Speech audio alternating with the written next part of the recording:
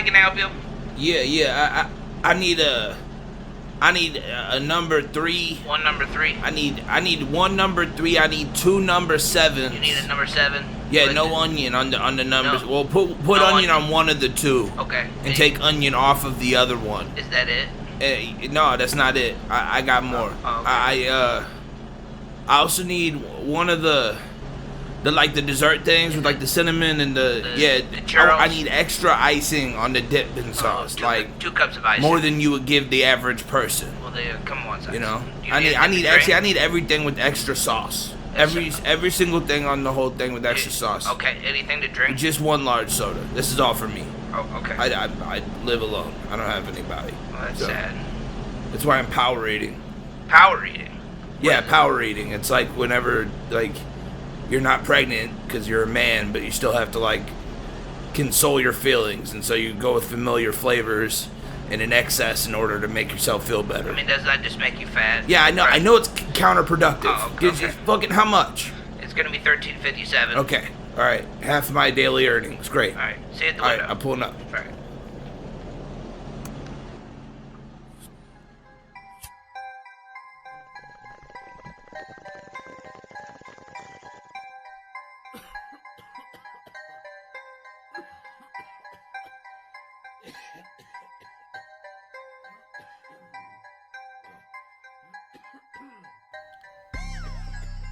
All right. All right. Episode 5 coming at you live. Big Buddha Podcast. My name is Buddha up in the hizzy. I'm here to guide you on this journey. Free thinkers are welcome aboard. This is the 5th episode of the podcast. Pretty exciting. I heard on a website that most podcasts end up ending between episode 5 and episode 7. Like it said something crazy like 60% of podcasts don't make it past episode 7. So I'm here to prove the curve wrong. I'm here to make this happen. This is episode 5. And I'm going to go well past episode 7. I know I've been kind of rocking this solo for a little bit. I just wanted to get my feet wet. You know what I mean? I just wanted to dip my toes in the pool and make sure I can swim on my own before I invite some people to do laps around me. So I'm looking into it. I'm going to have some pretty interesting guests. You know, I'm going to invite some of my close personal friends and some of the most interesting friends that I have. And also I'm going to be looking for other guests outside of my friend circle to accompany me in providing you some grade A content here on the Big Buddha Podcast. I've been getting high like all day. I finally got those dabs I was talking about, so that shit helped me like break through that glass ceiling that was keeping me I don't know, I guess I just been stressed, or you know, I don't know. I've been dealing with some medical shit lately, but getting high definitely helps. Actually, I hate that term. I hate the term getting high, because that like it makes it sound worse than what it is. You know what I mean? Like if you get stoned, that sounds better to me. I don't get offended when people call me a stoner. You know, I don't know why. I guess like there's a negative connotation attached to it, but it never bothered me. The one I don't like is pothead or pot addict or reefer head, or you know, anything that has to do with like those old people fucking terms that they all use, all that crazy shit from back in the day. All the reefer madness propaganda that was fucking pumped into their heads, you know, while the fucking, you know, they sent people overseas to fight in Vietnam. They got hooked on heroin and shit from the poppy fields out there. But, you know, let's put out anti-weed campaigns, you know. The government's so against weed. I touched on it before. I think most of it has to do with lobbyism, you know, all the different... If weed's legal federally across the board, too many other corporations lose business. And I'm talking big pharmaceutical, alcohol, tobacco, cotton, paper, even like oil and like the ethanol industry, because there's ways to make fuel, a type of ethanol, type of fuel, something like that, out of the marijuana plant. People way smarter than me have figured that shit out already. So, you know, like weed offers alternatives to a lot of shit. I've seen people start smoking weed because, you know, like a lot of normal people in society drink to relieve their tension, or maybe they got a Xanax prescription because, you know, they have anxiety or whatever.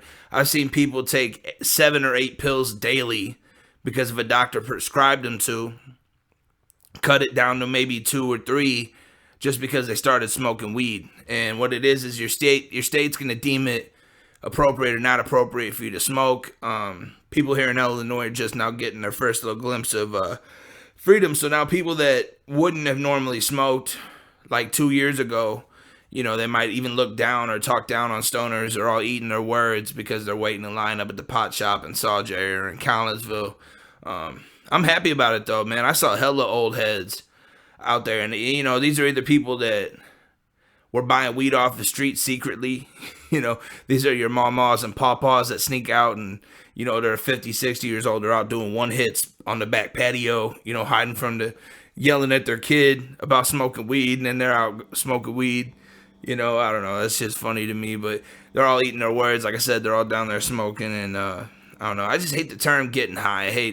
It's just like, that sounds more negative than getting stoned or anything else. Because you can get high on a lot of shit. I guess that's why I don't like it. You know what I mean? If I say I got high all day, you don't know if I was smoking crack, if I was snorting moon rocks, snorting bath salts, you know what I'm saying? Smoking moon rocks. You don't know if I was fucking hitting the meth pipe. You don't know what high means. I could have been shooting a needle. I would never do that, but I could, you know what I'm saying? Like, if you just say I got high all day, motherfuckers don't know what you mean. I mean, I think the average mind assumes weed, but that's why I don't like saying getting high. Also, like, it's like for me, because it's not getting high. After a while, you know, my tolerance got to such a level, and like I said, I have medical ailments that like the weed helps me with. So, and in my mind, the weed is medicinal in a way, but I also like getting high or getting stoned. You know, I just said it again, because like it's even in my mind. Like I was like, shit, I'm gonna go get high. You know what I mean? Really, it's like getting stoned. I don't know. For me, though, like I said, my tolerance is at a point now where I just feel normal. Like, and I guess that you could, you know, somebody that could call that addiction, you know, because why do you need a substance to feel normal? And it's not that I need it. I've had days where I don't smoke, few and far in between, but I've had days where I don't smoke and I'm fine.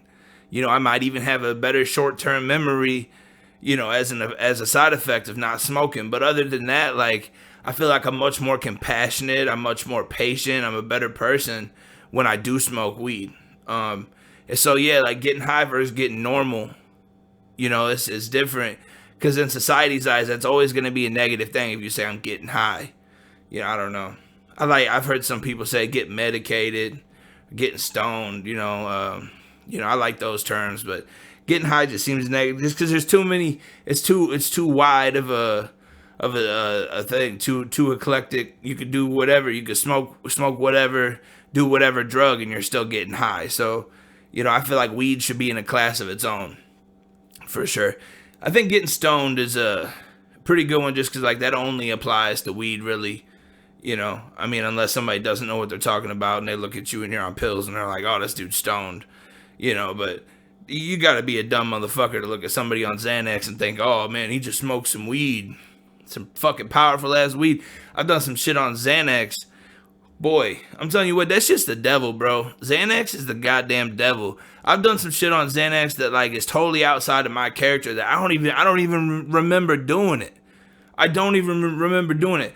My friends told me I had a 10-minute conversation with a cashier, and apparently I had took a whole box of candy bars.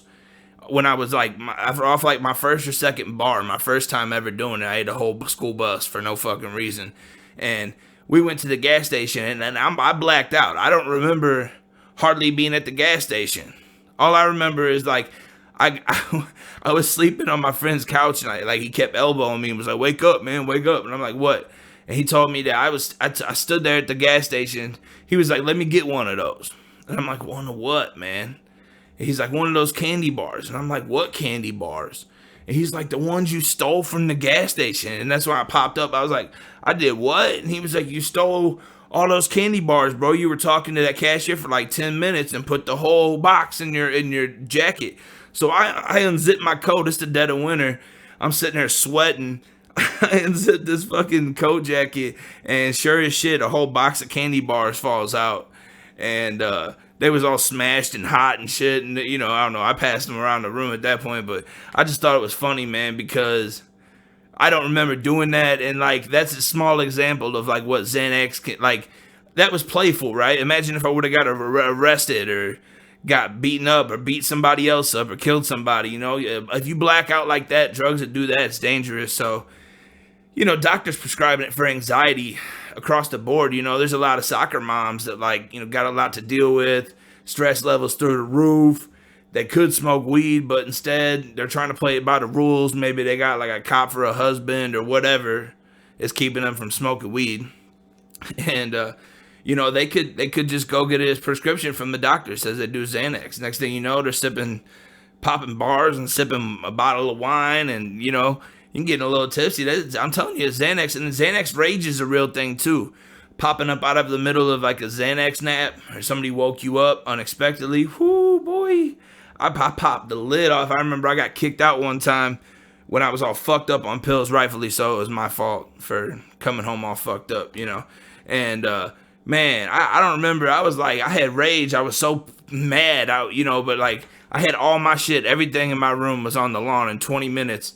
And I was so fucked up that, like, when I finished putting all my shit out there, I was like, damn, where's my car at, bro? I realized it was my friend's house all the way across town. So I had to walk my fat, happy ass all the way down over to his house, get my car, come back, pick up all my shit, load it in there. And by that time, I was dog tired because I ain't slept all night. I was out partying all night. And I was all fucked up on Xanax, came home. And I just wanted to go to sleep. But, you know, my people were good people, so they don't want me coming home looking like that, you know, and I shouldn't have anyway. So these are dark parts of my life, you know what I'm saying? Like, I'm not that person anymore. I don't take pills. I barely take ibuprofen, you know what I mean? And I got weed to thank for that. Like, basically, I did the cycle on a lot of drugs, and I realized there is such thing as good drugs and bad drugs. Not all drugs are good. I think they all have a purpose, you know, but, you know, like, while I like taking Adderall is like something that I enjoy taking. That's why I don't buy it, because I enjoy that shit. Like, I want to take it, but I understand what it is. It's like meth's cousin. It's just like a couple molecules off from methamphetamines, and it's a government regulated version of it. And we're letting the government prescribe it to kids to say, like, all right, this kid's rambunctious, or he has a crazy imagination, or he doesn't learn the same way the other students learn. So let's just dope him up, make him easier to deal with. We'll just, you know, file that fucking, we're shoving circles in square holes, you know what I'm saying? We're just filing them down on the edges just to get them tolerable, get them through the school process, so we ain't got to deal with them no more. Not noticing that, like, you're building up a habit in this young man or young woman's life. You know, when she gets down the road, she's going to have a chemical dependency on this drug that y'all been feeding them since they were little kids. I remember my nephew's on it now, but they tried putting him on it like when he was like 5. And he's like 11 now. So, I mean, you know, if like he's got ADD or ADHD, you know, who the fuck am I to tell the doctor not to prescribe it? But all I'm saying is, like, a 5-year-old, come on, man. 6-year-old, you know, that's one of those drugs that, like, I feel like we can let kids be kids, and, like, whenever they become preteens or, like, young adults, and there's still an issue in the classroom or wherever, maybe it's behavioral or whatever, then you could talk to a doctor about, you know, giving the kid something like that. But I don't know, like, I know what pills do, and now that I've seen it all, I just realized that weed does everything for me that I wanted. You know? You do those other drugs wanting to feel good, chasing that dragon, you know, and what I say about a dragon, you know, it's just like the first time you got high on anything, whether it was like adrenaline or whatever, like the first time you got high, you know, you were like, man, that's crazy. That's an altered mind state. What else is out there? You know, and this has been my experience with psychedelics too. Is just, you know, like, I enjoy psychedelics through and through. So, like, every time I've tried a new one, I've embraced it. I was slap happy about it, and I went into it with open arms and with an open mind and an open heart. And I've never been disappointed by psychedelics. But when it comes to pills and this man-made dope out here, this, you know, this government regulated dope and meth that's out there, all different types of opiates, you know, and painkillers and all that shit, it's a slippery slope, you know, and if you've ever had to, like, stop taking shit that you got addicted to, you know what I'm talking about. It's just, that's a hard thing to do. Your doctor rips the script out from under your hands. Next thing you know, you're buying pills off of a street guy, And he might not have your Oxycontin, your Roxy's one night. He might not have that. And then he'll be like, oh, this shit's cheaper though, and it's raw. Well, now you're doing heroin. And so one thing leads to another. I don't think the rehab facilities actually rehabilitate anything, to be honest. Like, they just give you Suboxone or methadone and send you out the door. Well, like I said, I don't want to knock on people. If you need it, you need it. If a doctor said you need it, who the fuck am I? You know what I mean? Like, I'm not even gonna judge you if you do the drugs I'm talking about. I'm just saying that for me personally, I black out when I do anything like Klonopin or Ativan or fucking Xanax or any of that shit. I can't handle that shit, bro. I can't handle that. And I'm first to admit I like Percocets and I like Vicodin. That's why I don't do that shit either. I can't touch it. Any drug that like I genuinely enjoy, you do it in small moderation, far and few in between. You know what I mean? And when it comes to pills, I just can't fuck around, period. No more. I'm just at that age. I have my fun, and like, honestly, they never did anything good for me ever. I just got put in situations, and I was around all the wrong people there too. Like, that's super important, surrounding yourself with the right people. As I get older, I found myself just like craving to be around people that not only like-minded, but like are better than me, smarter than me, have bigger ambitions than me. And I soak up that game, because game is free when you're around people like that. And you guys share energy and share ideas. And, that's the type of people I'm trying to be around nowadays. And you ain't got nobody knotted out off some Zans drooling on himself coming up with Steve Jobs type ideas, or next level type schemes. Like, I've seen a lot of talented people throw their whole shit down the drain just because of some downers or some uppers too. Meth is a motherfucker. People start taking those uppers in the same way with the heroin, One day you're not going to be able to find Adderall, because newsflash, here's the thing. Everybody likes Adderall. If you do Adderall, somebody that probably sells Adderall, but they're not selling 2 or 3, 10 pills. They're not even doing that. They're selling the whole script, and it usually goes to one person because it's on lockdown. It's just as, it's like, it's just government regulated meth. It's them telling you, okay, this is okay to take.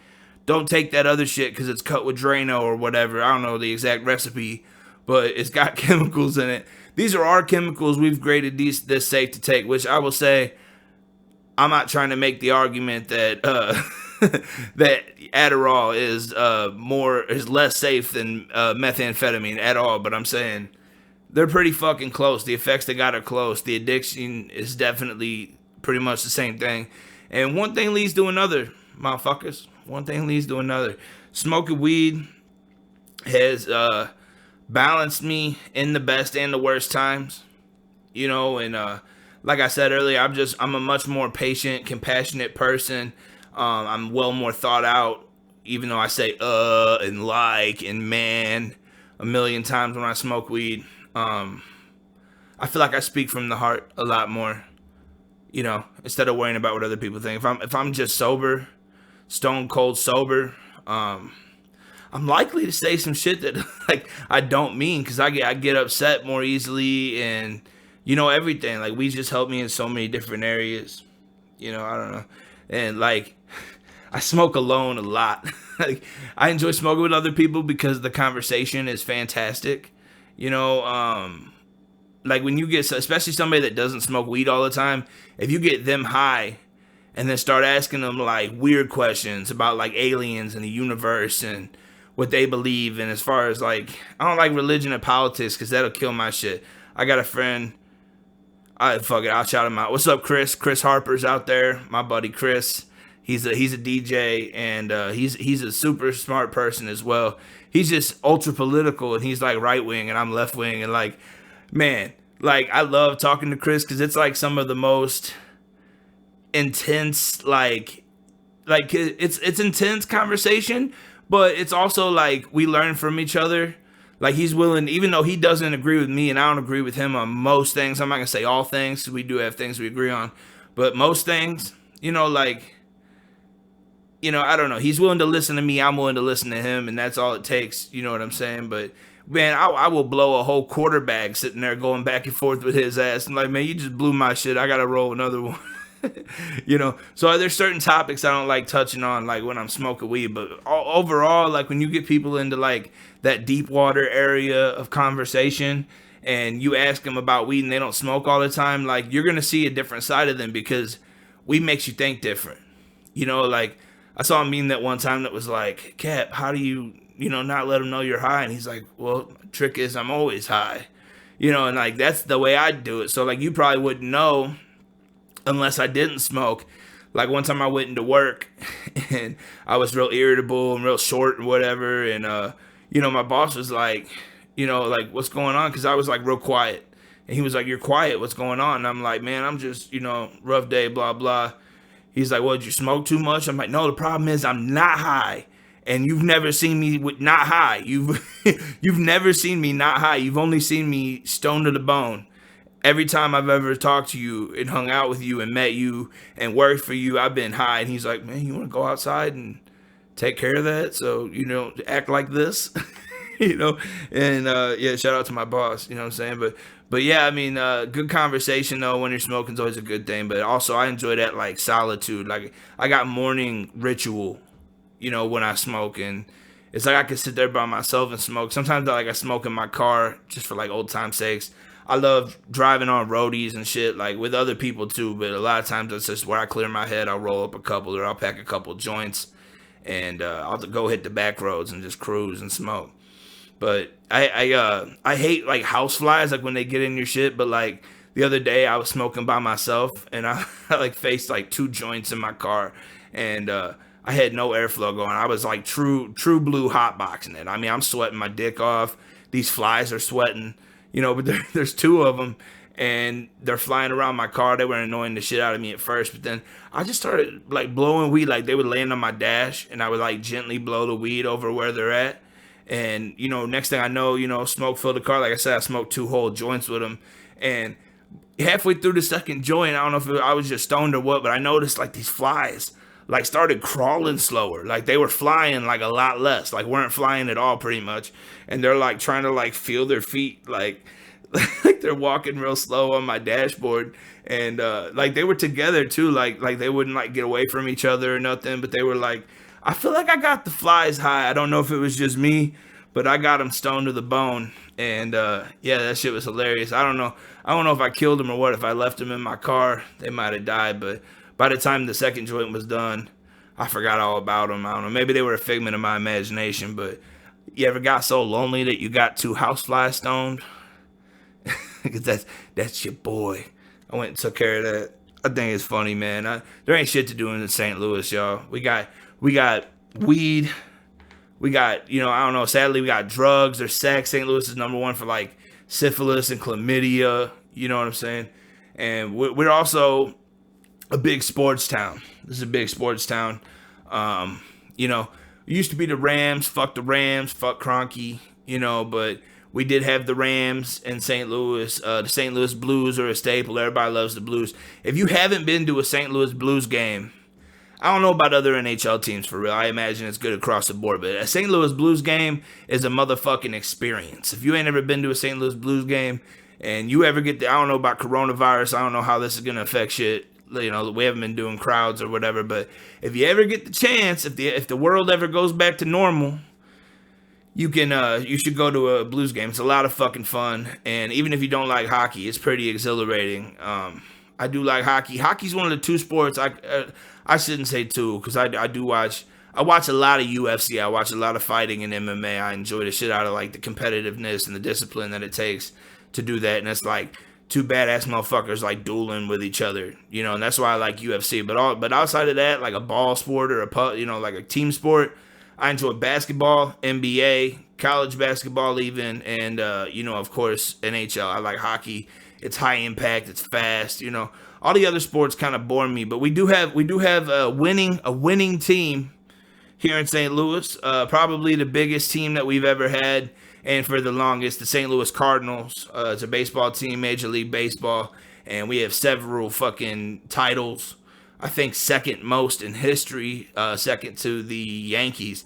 Which I don't know when we're going to surpass them because, they haven't really been winning, like, since Derek Jeter days, right? I don't know. I haven't, like, seen the fucking New York Yankees winning a World Series in a while. But yeah, St. Louis, we're gonna creep up on them. Maybe this is the year. We got a hot streak going. We won our spring training ball game, and then we just beat the Pirates 2 games in a row, 9-1 yesterday. Smacked that ass. And the Cardinals, they came out wearing some interesting warm-up gear. I actually thought it was a great gesture. They wore shirts that just said Black Lives Matter, on the shirt. St. Louis fucking showed out the only way they know how. And we went from being the greatest fans in baseball to being the racist fans in baseball. You go to that KMOV, which is Channel 4. They posted a photo of the Cardinals wearing the shirts, and while there were a lot of people like me that felt, compelled to be like, yeah, fuck yeah, go Cards, you know what I'm saying? There was a lot more people, angry about that. And, they're putting in the comment section how they feel, like we're never coming to another game again. And, the Cardinals are supporting a Marxist organization. And, there was some ridiculous fucking shit. Like just people, I've been a Cardinals fan for 50 years and not after this, not after you wear a t-shirt, but they all stood during the fucking national anthem. I just don't understand why it's the end of the world. And the one thing I see, like, and I don't just want to be knocking Republicans or whatever. This really isn't a political podcast, but it seems to like come up a lot, in these situations when I cover like real world events. But they're talking about Black Lives Matter being a shill for a Democratic donation cause. So basically, I've seen one of my Facebook friends posted up a video of him, and he would go to a Black Lives Matter website. I don't know if it was like the official one, but it said blacklivesmatter.com.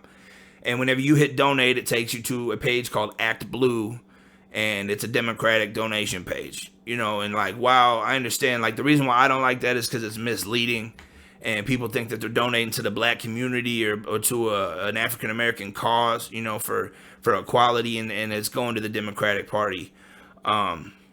I definitely see a problem with that, but what you gotta understand is it's not that donation page. Like, that website is it's a branch off of the movement. It's a grassroots movement that has a message and a meaning, and it has nothing to do with the Democratic Party.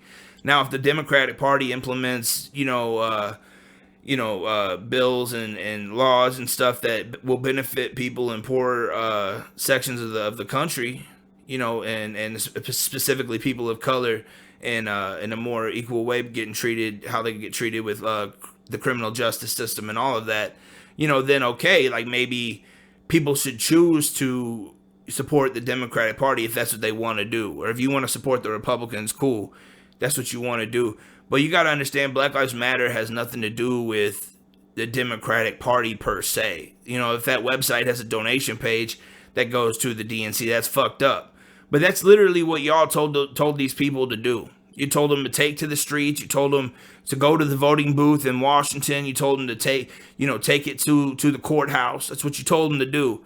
It's the right way to go about it, right? Changing laws and doing shit the right way. That's the way everybody told them what they could do.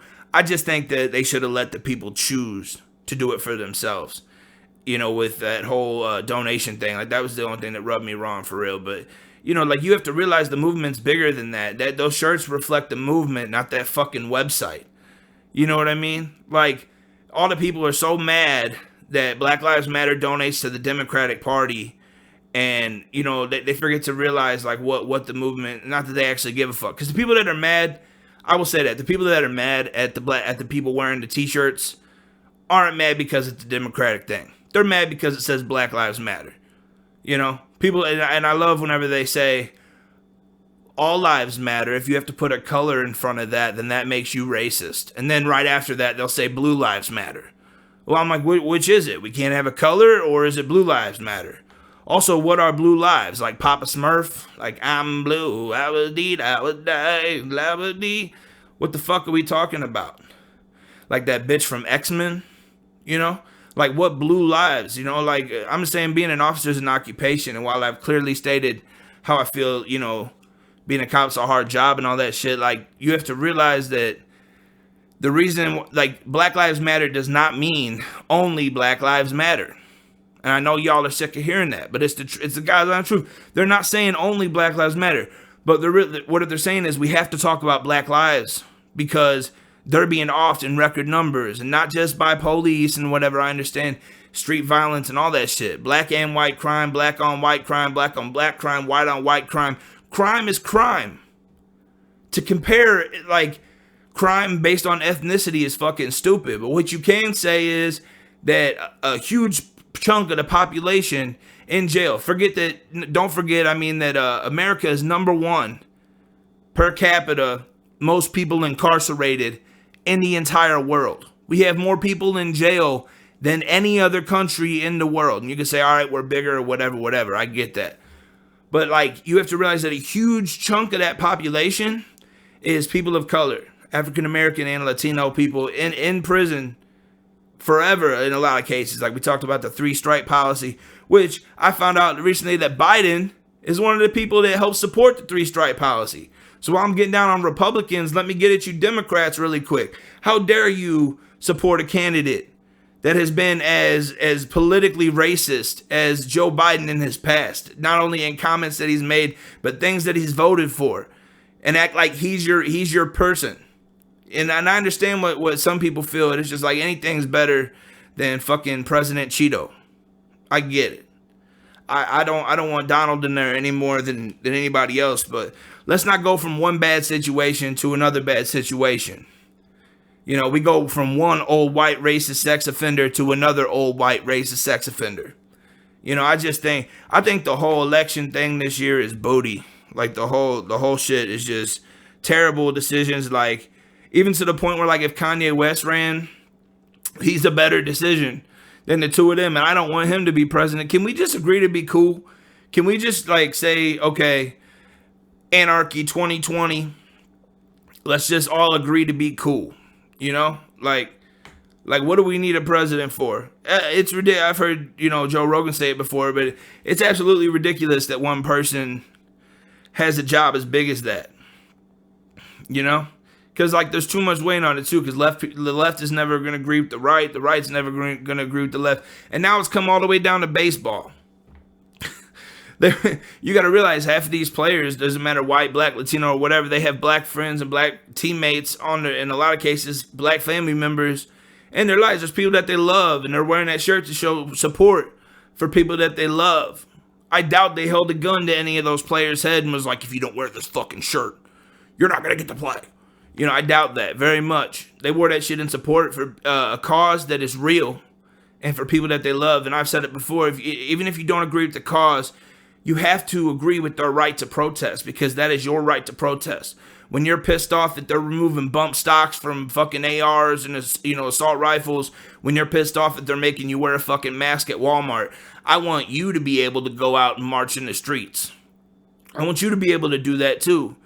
And right now, protesting's illegal, and now it's even frowned upon. You can't even wear a fucking t-shirt. What, now I have like 60% of the white population that was sports fans in fucking St. Louis now all hate the Cardinals? What? Because you, like, our oldest team? Like, the one that brought you the most championships? Like, you're like, oh, I'm not going to go to the games. Well, here's a fucking newsflash, numbnuts. You can't go to the games right now fucking anyway. They're not missing your money. Your hard-earned meth money from fucking Jefferson County is not going to, they're not missing it because they're not getting it right now anyway. It's fucking dumb, man. You spend all this time and effort, arguing on a post, because they got you all riled up because Black Lives Matter is a terrorist organization. What? You're comparing Black Lives Matter to the KKK? Do you remember what the fucking KKK did? Do we need to go through what the KKK did? And you're going to compare that to the Black Lives Matter? If that's the way you feel, man, I can't save you. Trump can't save you. Jesus can't save you. Baby Jesus can't save you. The real Buddha can't save you. You better start praying to Allah, even though you hate that motherfucker too. You need to try everything because you have seriously lost your mind. You know, you've seriously lost your mind. If you've boycotted the Cardinals over a t-shirt, you are more racist than you want to admit. You know, just turn a fucking blind eye and watch it later whenever they got the shirts off and they're playing in their uniforms. Why does it bother you so bad? Why you feel the need to boycott the one team in St. Louis that brought you the most out of everybody? I don't know, man. That shit fucking... I spent too long yesterday arguing with those racists, and while it feels good on the inside whenever I make them mad, because a lot of them are boomers and they don't know how to argue on the internet, you know, we got trained, bro. We came up with the internet. We've been roasting each other on the internet since before it was cool. You know what I mean? Like, I had MySpace days, like back in AOL Messenger days, MSN Messenger days. We was in chat rooms flaming each other, boy. Your boomer ass don't know nothing about that. You know, and that's the thing. The internet's undefeated, bro. Like, I don't know. I love hitting them with fucking memes, and they, you know, I don't know. I think it's fucking hilarious to, like, you know, we got all this, the protests are still going on, you know, in Portland. A lot of protests actually are still going on, and, you know, how this shit's going down. It's like some shit out of a movie, bro.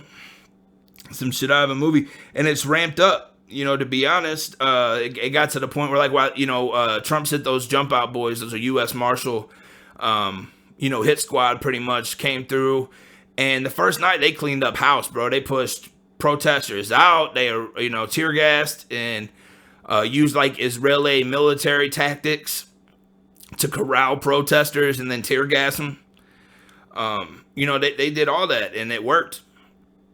I think they arrested something like 72 people the first night or something like that, and then for 10 nights after that, they've been going ham in Portland.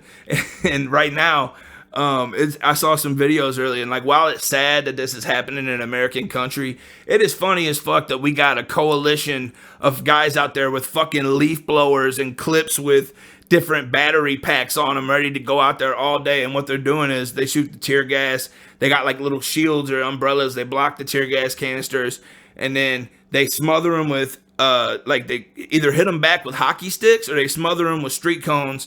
And then like whatever smoke is left, they take the leaf blowers and blow it back in the cop's face or in all the police's face. And so where they have a line, they're trying to move protesters back. They're blowing the tear gas smoke right back into the cops' faces, and they made the cops push back. But now the cops are going 10 times harder. Now it's not just U.S. military or U.S. Marshal or even like local police at this point. The government has employed ZTI, which is like a private security company that they use for like overseas like military ops, like black ops missions. Like, these are highly trained people that are pretty much just mercenaries. It's like a private security company used for protection or in this case offensive, you know, type maneuvers. And you know, like, who's to say, like, they don't play by the government's rules. Like, they're not regulated by I mean, I'm sure they're working for them, but you know, ZTI's not regulated by the government. That's fucking crazy. Like, that really is some shit out of like a fucking movie for real. You know, and I also saw the thing today where they said a wall of U.S. veterans have showed up to Portland, and they're making a wall between cops and protesters. And I thought that was actually really awesome and really peculiar at the same time. Like U.S. veterans, you know, I guess like what they are is, you know, they realize that they've sworn an oath to the Constitution, and they understand what that means and what freedom of speech means and the right to protest means. And basically, you know, the right to congregate is an American right. And basically, you know, they realize that, you know, these mercenary squads are unconstitutional. And while they fit certain people's agendas, this is what I thought about the right-wing thing is really funny. Like, how many right-wing gun nuts, you know, have been stocking up ammo and guns for a tyrannical government? You know, when they want to come for my guns, they can...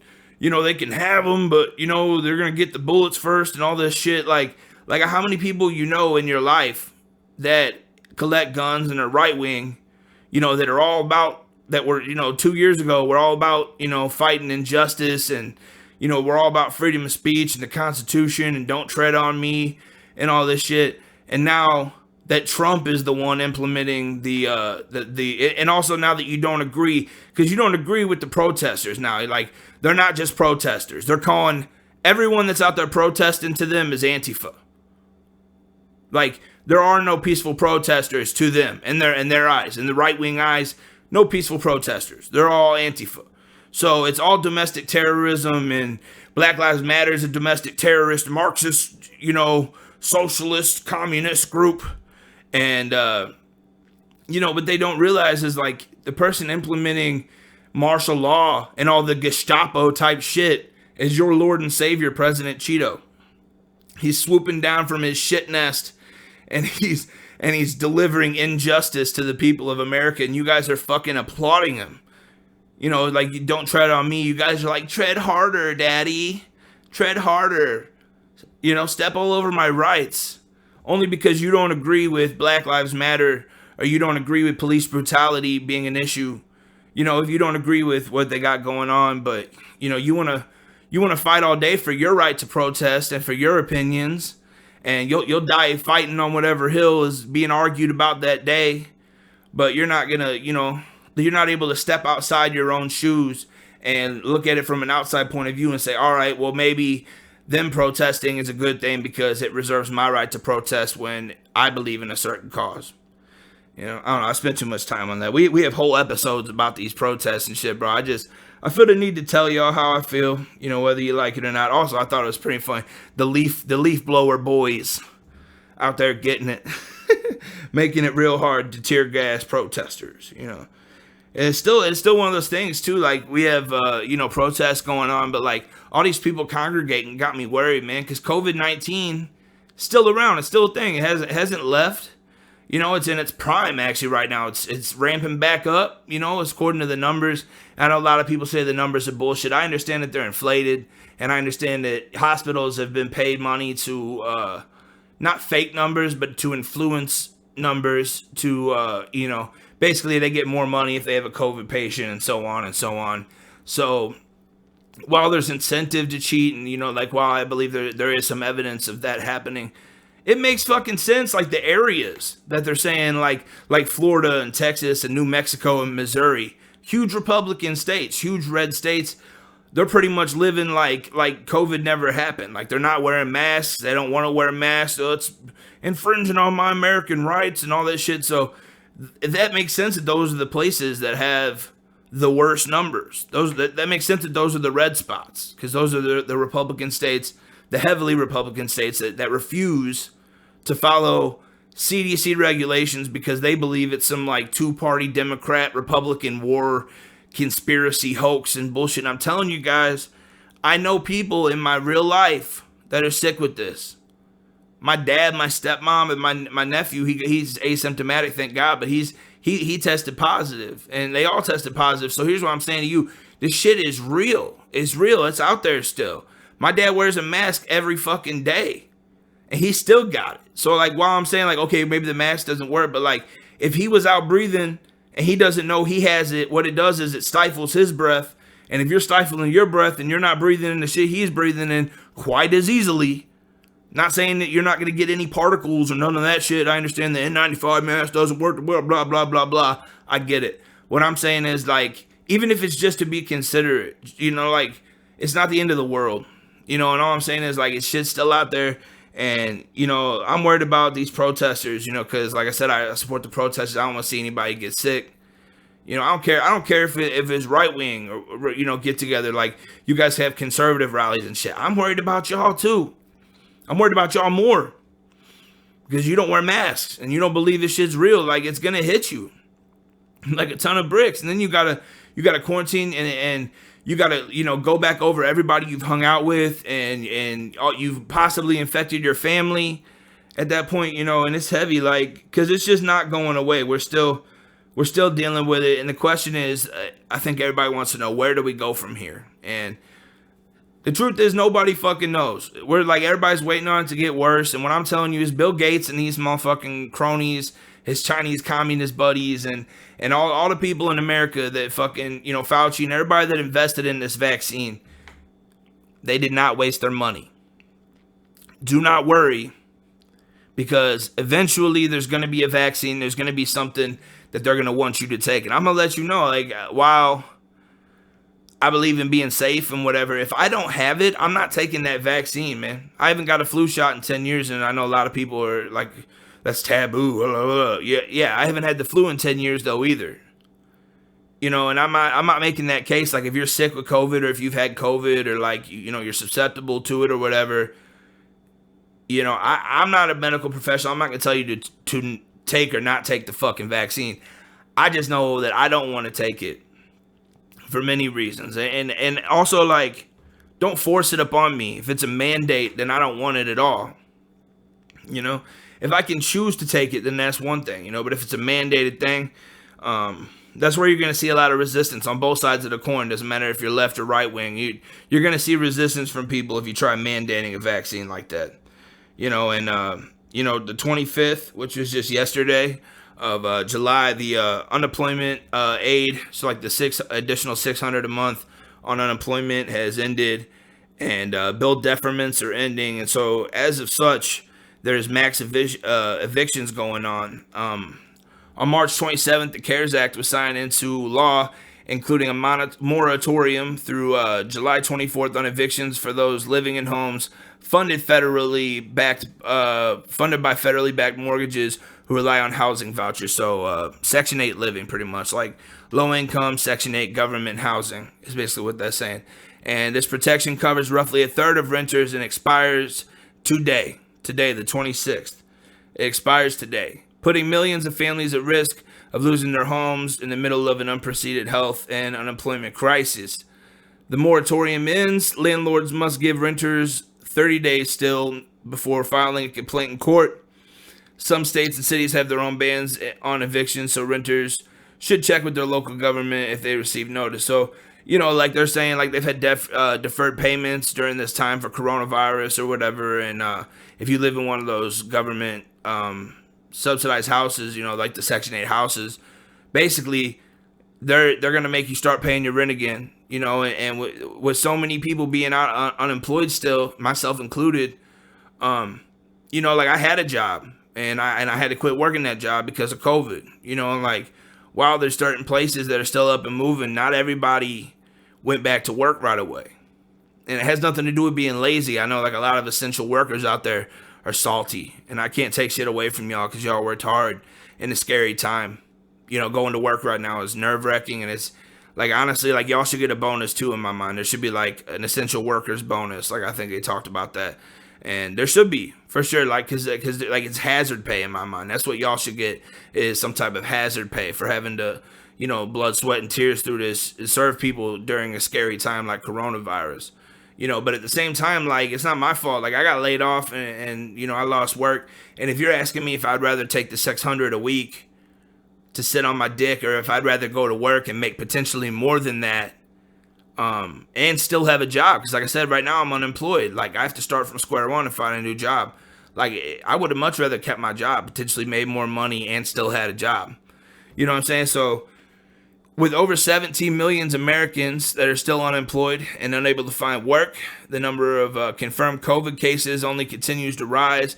Removing families from their homes amid a surge in cases will result in even more lives being lost due to COVID-19. According to the report, low-income housing tends to be clustered with black and brown neighborhoods because of centuries of discriminatory laws that kept blacks out of white communities by restricting where black people could get mortgage covenants that prohibited owners from selling or renting homes to non-white people.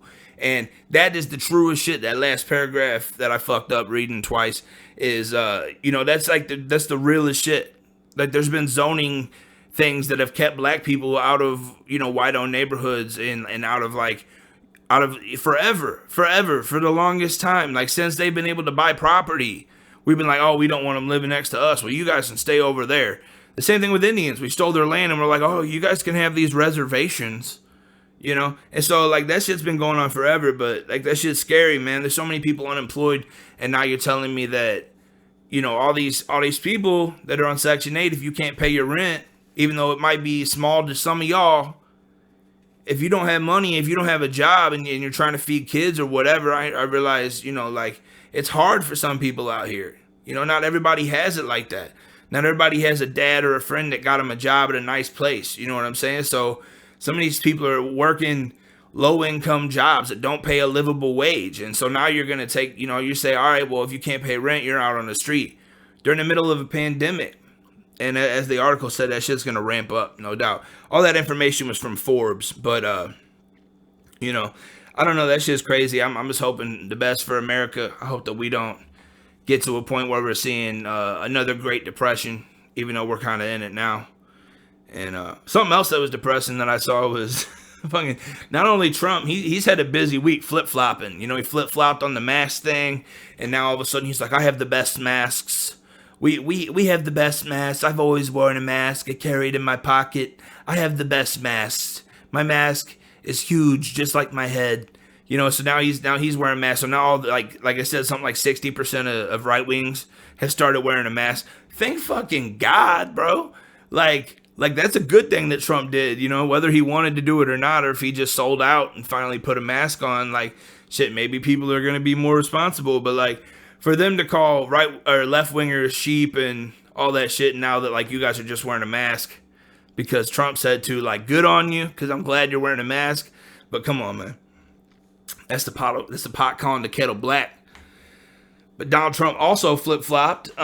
He went from saying earlier, you know, about a month ago when Ghislaine Maxwell got arrested, she is a child prostitute wrangler and child molester and potential rapist and child sex trafficker, right-hand woman of Jeffrey Epstein, for all of you that don't know. And Ghislaine Maxwell is an old associate of DJT over here, Donald Trump. They got several photos together and all that shit. And when she got arrested, he said, I don't know who that is. I know you want me to know who that is, but I don't know who that is. And now he went from that to saying, well, I don't know her well, very frankly. You know, we ran into each other, and I just wish her well. I wish her well. So now he's wishing a child sex trafficker pedo well. She's in prison. He wishes her well. You know, and that was fucking disgusting to me, because I'm like, bro, really? Out of all the shit you could say about it, you're going to wish her well? And like, my first thought was like, he said, you know, I wish her well. But to me, I heard, hopefully she keeps my name out of her mouth. You know, like, I'll help you if you help me. I'll scratch your back if you scratch mine. I wish you well. Wish me well. Also, you know, like, we want to drain the swamp, but we want to leave a few gators. I need a place where I can lounge. You know, there's a few swamp monsters like me out here that still need a place to stay. So we can drain the other parts of the swamp. We can give up some lesser known affiliates, you know, some lesser known people involved in it. We can name some other names, but let's keep good old DJT out of it. You know, that's what I heard whenever he said, I wish her well. I thought that shit was funny as hell. And, yeah, I mean, there's not really much else to say about that. I thought it was peculiar. You know, after all we've talked about surrounding, you know, not only Ghislaine Maxwell, but Donald Trump and all that, for him to come out, man, it's really just a boneheaded statement. I don't know if the question caught him off guard or why he would respond like that, but it's actually a boneheaded statement to me. Another thing I saw that was interesting this week, though, is Mike Tyson. You know, he was, I saw like a couple months ago, he was training, looked really good in some Instagram videos, like truly terrifying, the rate he's throwing these punches, and obviously his power is still crazy. And, you know, he's like, I'm back, I'm coming back. And we were sitting here wondering what his fight would be. And now it's been announced he is boxing another boxing legend, Roy Jones Jr., and, yeah, man, it's going to be a good fight. I think that, you know, Tyson's got his work cut out for him. But, I mean, I got to go with Tyson, man. I got to believe Tyson's going to knock his ass out. You know what I'm saying? Tyson's 54. Roy Jones Jr. is 51. Tyson's had 50 fights, but Roy Jones had 75. He stayed in the game longer. Actually, Roy Jones' last fight was in 2018, and Tyson's was in 2005. So that could, you know, Roy Jones is fairly fresh. He had his last professional fight 2 years ago, in which he lost, you know, but still he's been fighting and training, and Mike hasn't been in a ring since 2005. That might, I don't know, that might do something in the fight. Like, that might have an effect on how the fight goes, you know, like maybe Roy Jones is in better condition. I don't know. But, you know, Roy's got a little bit of reach on him, and You know, he's got like 16 more wins or whatever, but Mike's got almost as many knockouts. Mike's got 44 knockouts. Roy Jones Jr. has 47, and he stayed in the game like a whole fucking 12 years longer than Mike Tyson. You know, he boxed longer than him, and Mike's got almost as many knockouts. So I have to believe in my heart of hearts that Mike Tyson's gonna make this fucking happen. He said some scary shit like the Lords of War have reawakened my ego, and like I'm ready to eat or something like that. And so I'm hoping that he fucking eats Roy Jones cornbread. I'm hoping that Mike Tyson goes in there and, you know, murders him for old time's sake. Like, don't bite off no ears, but just throw them hands and, you know, show the world that, like, you ain't some fucking quack, you know? Because, like, that's the other thing. Mike Tyson's he went through, like, some soul searching, did some psychedelics, and, like, found himself. And he's, like, been at peace for, like, years. And so for him to say some shit like my ego's reawakened is, like, counterproductive in the enlightenment that he was searching for before. So I have to believe that the dude's just back in that mindset, like, because for the longest time he was like, I don't want to hurt people, like that's not the person I am anymore. And now he's saying I'm back, and I don't know if it's for money or if just because like he's back, you know. But shit, that's gotta be scary for Roy Jones. He took the fight, and I'm excited about that shit. I'll buy that shit. Also coming up on August 15th, it's gonna be Daniel Cormier in the UFC fighting Stipe Miocic. And this is a trilogy fight. You know, DC won the first one, Miocic won the second one, and so this is the tiebreaker, DC versus Miocic 3, and I'm excited about that too. There's also two legends, two older guys in the fight, probably fighting for their last time as well. You know, I don't see Miocic or DC fucking... DC's a better commentator anyway. I like hearing his voice on the mic. His fight style, you know, it's not my cup of tea, but I'm rooting for Miocic in that, and, you know, hopefully it's a good fight either way. But that's pretty much what's coming up in my world. That's all I'm interested in since we don't have sports on a big level anymore. Well, you guys could enjoy the Cardinals while it lasts. Go Cards, Black Lives Matter, and, you know, it's not a George Soros thing. You know, I don't know, man. You got to support the Cardinals, man. Come on. Come on, y'all. Everybody love everybody. Thank you for joining me. It's been a fantastic episode of the Big Buddha Podcast. You can now follow and find the Big Buddha Podcast on Spotify, on YouTube, and soon to come, it's going to be on Apple Podcasts and Google, and hopefully iHeartRadio and Pandora. I'm just waiting to get accepted as one of their podcast members. So hopefully that happens for me, y'all. You guys can help by commenting, liking, sharing, subscribing, telling your friends, tell your friends' and, you know, spread the good news, spread the gospel about the Big Buddha Podcast. And the more we do that, the better this will get and all that shit. Eventually I'll have a Patreon. And like I said, we're going to get some guests up in here. I've been pretty much selective at this point, but I got some guests coming up real soon, some shit you guys are really going to enjoy. So thank you for joining me. Another episode of Big Buddha Podcast is a wrap, and you know, stay woke out there. See y'all later. You Harvey dead, all your statements counterfeit. Always front like you the shit, motherfucker two-faced like Harvey dead. You Harvey dead, all your statements counterfeit. Always front like you the shit, two-faced like Harvey dead. You Harvey dead, all your statements counterfeit. Always front like you the shit, motherfucker two-faced like Harvey dead.